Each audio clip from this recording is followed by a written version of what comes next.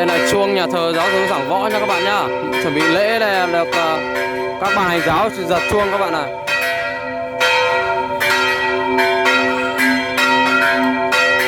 Đây là tiếng chuông của nhà thờ giáo xứ Giảng Võ các bạn nhá.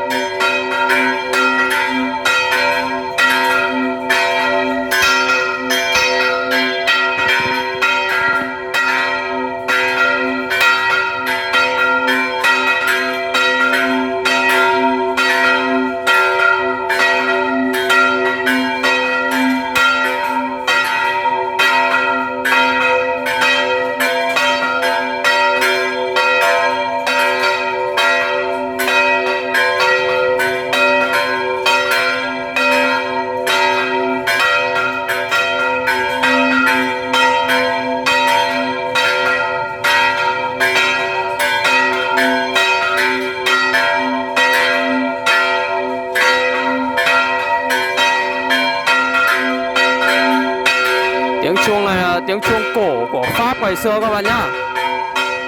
Tiếng chuông được đưa từ bên Pháp sang các bạn.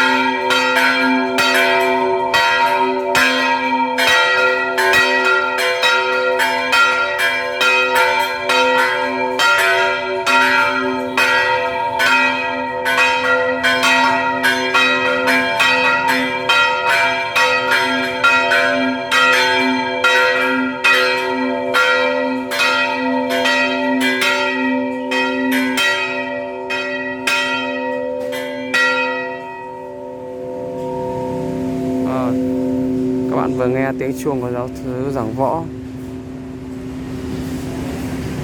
Quả chuông được giật lên bởi hai quả chuông các bạn. Chuông này chuông cổ của Pháp các bạn nhé. Xin chào tất cả các bạn.